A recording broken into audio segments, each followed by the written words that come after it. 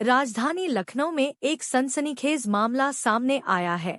वर्ष 2015 में 6 वर्ष की बच्ची की मां को अचानक नशीली दवाओं की लत पड़ गई, जिसके बाद उसके पति ने उसे छोड़ दिया। इस गम में उसका मानसिक संतुलन बिगड़ गया।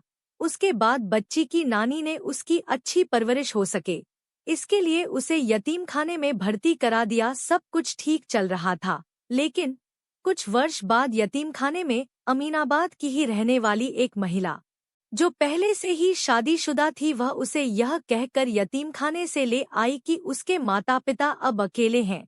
वो इस बच्ची को अपनी बेटी समझकर उसका पालन पोषण करेंगे।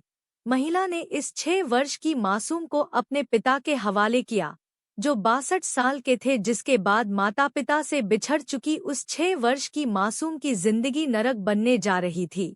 वर्ष 2016 से 2024 तक इन 8 वर्षों में अधेड़ आरोपी पिता ने उसके साथ हैवानियत की सभी हदें पार कर दी। रोजाना उसने उसके साथ रेप किया। इतना ही नहीं, पिता और उसका भाई भी उस बच्ची के साथ इन वर्षों में रेप करते रहे।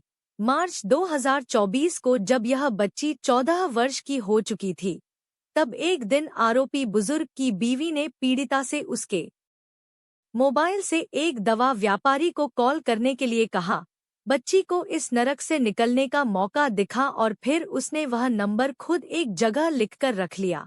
मौका पाकर बच्ची ने दवा व्यापारी को मदद के लिए कॉल की।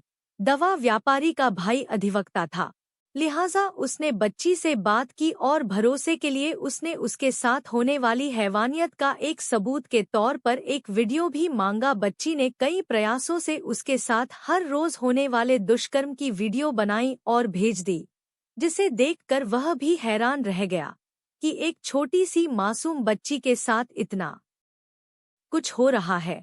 फिर उसने तुरंत अपने भाई, जो अधिवक्ता था, उसको ये बात बताई और उसने तुरंत 24 मार्च को राज्य बाल अधिकार संरक्षण आयोग को पूरी कहानी बताई, जिसके बाद चाइल्ड लाइन और आयोग की संयुक्त टीम ने आरोपी बुजुर्ग, उसकी पत्नी, भाई, बेटी, जो यतीमखाना से बच्ची को गोद लेकर आई थी, के खिलाफ गंभीर धाराओं में FIR दर्ज कराई। इतना ही नहीं, अब बंद हो चुके यतीमखाने के खिलाफ जांच के भी आदेश दिए गए हैं।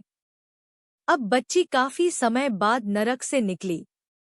इस मासूम बच्ची के साथ रेप ही नहीं, उसे समय पर खाना भी नहीं मिलता था।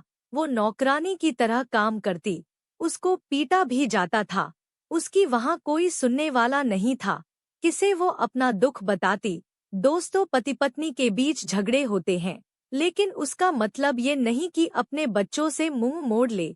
हमारी एक गलती बच्चों पर भारी पड़ सकती है, इसलिए अपने बच्चों का ध्यान रखें, सतर्क रहें, सावधान रहें। धन्यवाद।